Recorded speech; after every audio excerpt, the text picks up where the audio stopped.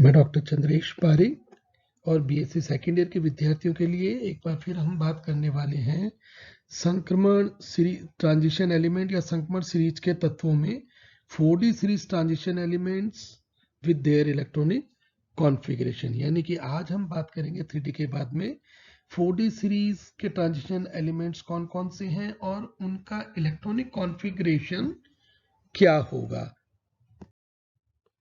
तो चलिए आइए बात करते हैं 4D सीरीज। देखिए 4D सीरीज कहाँ से शुरू होती है? एटॉमिक नंबर 39 से लेकर 48 तक। इसका पहला एलिमेंट होता है इट्रियम और अंतिम या लास्ट जो एलिमेंट होता है वो होता है कैडमियम। तो कैडमियम का एटॉमिक नंबर हुआ 48 और पहला एलिमेंट इट्रियम, उसका एटॉमिक नंबर है 39। अब हमें ना केवल इनके नाम याद रखने होंगे बल्कि ये भी ध्यान रखना होगा कि इन तत्वों का इलेक्ट्रॉनिक विन्यास किस तरह का है। हमें वो इलेक्ट्रॉनिक विन्यास या इलेक्ट्रॉनिक कॉन्फ़िगरेशन दो तरह से लिखने में आना चाहिए। एक तो होता है कंप्लीट इलेक्ट्रॉनिक विन्यास और दूसरा होता है शॉर्ट में लिखना, नॉर्मल वे में लिखना। शॉर्ट इसलिए लिखा जाता है ताकि आप इजीली उसे रिकॉल कर सके, याद कर सकें। हम दोनों तरह से बात करेंगे। अब अगर मैं इलेक्ट्रॉनिक कॉन्फ़िगरेशन पे जाना चाहता हूँ ना, तो उसका सबसे आसान तरीका ये होता है कि जहां आप शुरू कर रहे हैं उसका सबसे नियरेस्ट नोबल गेस कॉन्फ़िगरेशन कौन सा है। जैसे हमारे पास में पहला एलिमेंट 39 है, उसके पास का नियरेस्ट इलेक्ट्रॉनिक कॉन्फ़िगरेशन कौन सा हुआ? क्रिप्टोन का हुआ 36। तो क्रिप्टोन 36 का इलेक्ट्रॉनिक कॉन्फ़िगरेशन क्या हुआ? 1s2 2s2 2p6 3s2 3p6 4s2 3d10 4p6। अब जब मैंने लिखा, देखो यहाँ आप कंफ्यूज नहीं होना हमें किसी भी सूरत में। जब हम इलेक्ट्रॉनिक कॉन्फ़िगरेशन को लिखते हैं तो इस तरह से लिखते हैं कि 1 एक साथ, 2 एक साथ, थर्ड सब शेल एक साथ और फोर्थ शेल सब शेल एक साथ होगी। अरेंज किया है। अगर ऐसा नहीं करता मैं या इलेक्ट्रॉन की नॉर्मल फिलिंग करता तो देखो मैं किस तरह से लिखता 1s2 2s2 2p6 3s2 3p6। अब देखिएगा पहले आता है 4s2 फिलिंग में, फिर आएगा 3d10 और फाइनली हो जाएगा 4p का 6। ये होता है पूरा इलेक्ट्रॉनिक कॉन्फ़िगरेशन किसका? क्रिप्टोन का। लेकिन जब मैं इसे लिखूंगा तो मैं क्या करूंगा? इसे अरेंज कर दूंगा। किस तरह से कि 1s2 2s2 2p6। अब 3 एक साथ लें, पहले 1 1 2 2 3 3 का मतलब हो गया 3s2 3p6 3d का 10। अब फिर 4 का लें, 4s2 4p का 6। अब अगर कहीं अगर 4d होता तो मैं 4p6 के बाद में लिखता। ये कुछ बारीक बातें, छोटी छोटी सी चीजें और बातें हैं जिसका आपको हमेशा ध्यान रखना ही रखना होगा। ठीक है, तो अब हम शुरू करते हैं एक से लेकर अंतिम इलेक्ट्रॉन यानी कि इट्रियम से लेकर कैडमियम तक और उनके इलेक्ट्रॉनिक विन्यास को। ये लीजिएगा, ये टेबल अपने सामने है। पहला एलिमेंट आया इट्रियम, अंतिम एलिमेंट आया कैडमियम। अब मैं इन इलेक्ट्रॉनिक कॉन्फ़िगरेशन में जाऊं उसके पहले आप एक बात को अच्छे से देख लें कि येलो हाइलाइटर इस टेबल में लगाया है। येलो हाइलाइटर, टोटल हाइलाइटर जो है ना वो 6 एलिमेंट के लिए लगाया गया है। देखो कौन कौन से एलिमेंट हैं? नियोबियम, मॉलिब्डेनम, रुदेनियम, रोडियम, पैलेडियम और सिल्वर में। अब ये येलो इसलिए लगाया ताकि आपको ध्यान रहे क्या कि ये वो एलिमेंट है, ये 2 और 4 टोटल 6 एलिमेंट जो ऑप्पो रूल को ओबे नहीं करती हैं। किस रूल को? ऑप्पो। ऑप्पो रूल क्या कहता है? ऑप्पो रूल के हिसाब से अगर चलते तो जो इलेक्ट्रॉनिक कॉन्फ़िगरेशन के जितने भी रूल हैं इलेक्ट्रॉन फिलिंग के, उसके रूल को वो ओबे नहीं कर रही है। कैसे नहीं करते हैं इसकी बात हम थोड़ी देर में करते हैं। हाल फिलहाल ये ध्यान में करते हैं कि ये ऑप्पो रूल को ओबे नहीं कर रहे हैं, उसकी अनुपालना नहीं कर रहे हैं। ठीक है, चलिए इट्रियम एटॉमिक नंबर है हमारे पास में उस इट्रियम का कितना? 39। नियरेस्ट हमारे पास में क्रिप्टोन का 36 है, तो ये क्रिप्टोन मैंने लिखा। क्रिप्टोन लिखने के बाद में 3 इलेक्ट्रॉन और ऐड करने, तो 4d1 4s का 2 या 3d 4d के बाद में 5s का 2। ठीक है। इलेक्ट्रॉन फिलिंग कैसे होती? इलेक्ट्रॉन फिलिंग में पहले आता है 5s का 2, फिर 4d का 10, फिर 5p का 6। लेकिन लिखते समय जैसे मैंने कहा था पहले 4 को ले फिर 5 आएगा। तो ये फिर से रिपीट कर रहा हूं, इन छोटी छोटी बातों को ध्यान में रखना होगा। तो ये क्रिप्टॉन का इलेक्ट्रॉनिक कॉन्फ़िगरेशन हुआ। अब क्या होता है, आने वाला इलेक्ट्रॉन 1 बाय 1 डी ऑर्बिटल में एंटर करता जाता है, क्योंकि इनका नाम ही क्या है, डी ब्लॉक एलिमेंट्स हैं। तो नेक्स्ट एलिमेंट आया जिरकोनियम। जिरकोनियम का इलेक्ट्रॉनिक कॉन्फ़िगरेशन कैसा होगा कि क्रिप्टॉन 4d2 5s का 2, ये हो गया जिरकोनियम का। अब हम आते हैं नेक्स्ट एलिमेंट में। नेक्स्ट एलिमेंट है नियोबियम। अब अगर नॉर्मल तरीके से मैं चलता तो मैं कहता इसका इलेक्ट्रॉनिक कॉन्फ़िगरेशन होगा 4d का 3 5s का 2, लेकिन येलो हाइलाइटर लगाया है, इसका मतलब ये वो एलिमेंट है जो ऑप्पो रूल को ओबे नहीं कर रहा है। इसका मतलब क्या होगा, बिल्कुल जैसा हमने कहा था क्रोमियम और कॉपर के लिए कि एक इलेक्ट्रॉन s2 से आ जाएगा इसमें, तो इलेक्ट्रॉनिक कॉन्फ़िगरेशन हमारे पास में हो जाएगा 4d का 4 5s का 2। ठीक है।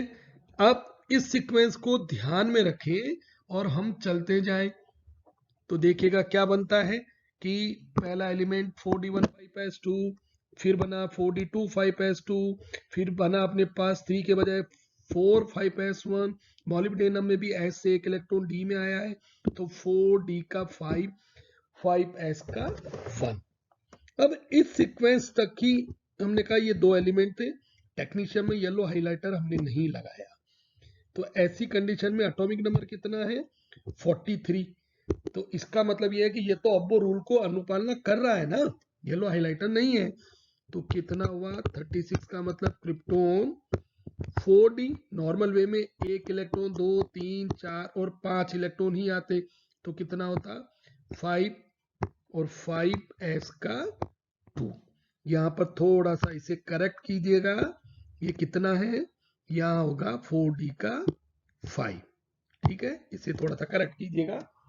ये हुई सीरीज हमारे पास में, तो 4d 5 5s का 2 बिल्कुल मैंगनीज के नीचे है। ठीक है। उसके बाद में आते हैं रुदेनियम में।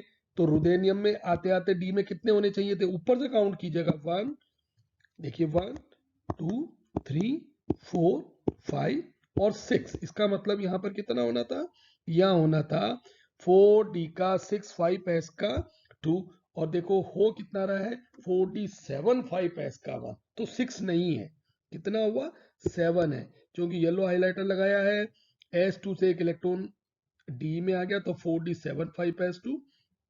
और फिर उसके बाद के तीनों एलिमेंट अब क्या होंगे, अब हमारे पास में एक एक करके डी में बढ़ाते हैं। तो रोडियम का इलेक्ट्रॉनिक कॉन्फ़िगरेशन कितना हो गया कि 4d 8 5s का 1।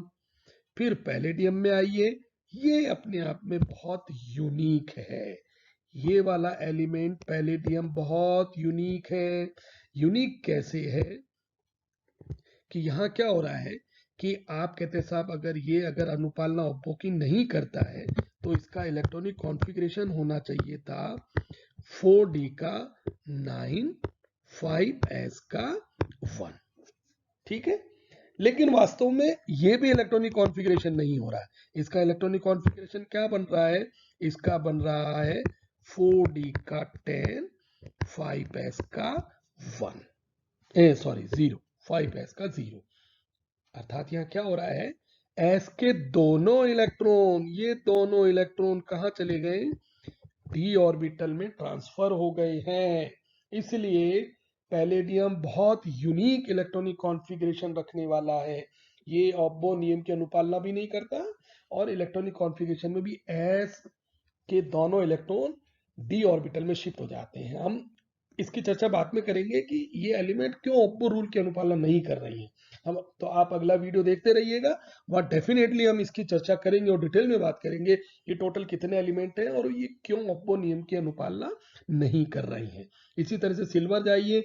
अब सिल्वर पे आप जब जाते हैं तो एक बात मैं आपको बता दूं कि सिल्वर जो ग्रुप है ना, वो पूरा ऊपर से लेके नीचे पीरियोडिक टेबल में, यानी कि कॉपर का ग्रुप कहलाता है, उसके नीचे सिल्वर है, और उसके नीचे गोल्ड, यानी कि ऊपर से नीचे तक धातुएं महंगी होती जा रही है।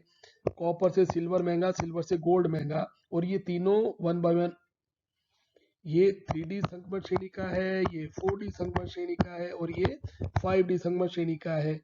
इनके इलेक्ट्रॉनिक कॉन्फ़िगरेशन हमेशा होता है D10S1, यानी कि इनके इलेक्ट्रॉनिक कॉन्फ़िगरेशन में D में हमेशा 10 इलेक्ट्रॉन होंगे और S में हमेशा 1 होगा। बस इसको अच्छे से याद कर लें। तो सिल्वर का हुआ 4D10, 5S का 1, क्योंकि 4D सीरीज का है तो 4D ही आना चाहिए, 5D नहीं आएगा। तो 4D10, 5S का 1। और कैडमियम वो एलिमेंट है जो येलो हाइलाइटर नहीं है, यानी कि ये ऑब्बोनिम की अनुपालना करेगा और करना ही है, कोई रास्ता ही नहीं है। क्यों? क्योंकि इलेक्ट्रॉन अब D में D10 से ज्यादा नहीं, D सब शेल पूरी तरह से भर चुकी है। यही वजह है कि इसका इलेक्ट्रॉनिक कॉन्फ़िगरेशन हुआ 4D10, 5S का 2। अब चंद बातें हैं जो आपको याद रखनी चाहिए, क्योंकि हमने इलेक्ट्रॉनिक कॉन्फ़िगरेशन की बात कर ली है। क्या क्या खास बात है कि सबसे पहली बात यह है कि यहाँ 4D सीरीज में मैक्सिमम एलिमेंट हैं जो ऑब्बो रूल को ओबे नहीं कर रही हैं। तो अगर क्वेश्चन पूछा जाए कि 4D सीरीज के कितने एलिमेंट हैं, तो हम कहेंगे total number of elements are 6। कौन कौन से हैं वो? नियोबियम, मॉलिब्डेनम, रुथेनियम, रोडियम और palladium. Niobium, molybdenum, ruthenium, rhodium, palladium और सिल्वर। पहला क्वेश्चन। दूसरा क्वेश्चन, पैलेडियम का इलेक्ट्रॉनिक विन्यास क्या है? क्योंकि ये एग्जाम में बहुत बार पूछा गया है। क्यों पूछा गया है? ये बहुत स्पेशल है। जब तक आपको पता नहीं होगा ना, जब तक आपने इसे देखा नहीं होगा, तब तक आप सीक्वेंस रूल से चलेंगे तो भी इसे फिल नहीं कर पाएंगे। इसका इलेक्ट्रॉनिक विन्यास होता है 4D10, 5S का 4D10, 5S का 0। इकलौता ऐसा एलिमेंट है जिसमें D में 10 और S में 0। किसी भी डी ब्लॉक के एलिमेंट में एस में कोई न कोई कम से कम एक इलेक्ट्रॉन तो होना ही होना चाहिए था, लेकिन यहाँ पर एस में एक भी इलेक्ट्रॉन नहीं है, एस में 0 है। यह बात इसको बहुत यूनिक बनाती है। तो 3D संगमरमर सीरीज के कितने एलिमेंट थे? हमने कहा 2 एलिमेंट थे जो ऑब्बो रूल को ओबे नहीं कर रहे थे। कौन कौन से थे? वो थे क्रोमियम और कॉपर। 4D सीरीज में टोटल कितने एलिमेंट हुए? हमने कहा साहब 4D सीरीज में एलिमेंट हुए हमारे सामने टोटल 6। और वो एलिमेंट कौन सा है जिसमें एस में 0 ही रहता है और डी ब्लॉक का एलिमेंट है, तो हम कहेंगे वो होगा पैलेडियम। तो मैं उम्मीद करता हूँ 3D के बाद में 4D सीरीज के एलिमेंट के नाम के सहित ही ऑब्बो रूल के अनुपालन नहीं करने वाले एलिमेंट के नामों के साथ आपने इलेक्ट्रॉनिक कॉन्फ़िगरेशन को अच्छे से समझा होगा। हमारा अगला वीडियो 5D सीरीज के ऊपर बेस रहेगा, तो आप देखते रहिएगा। Thank you.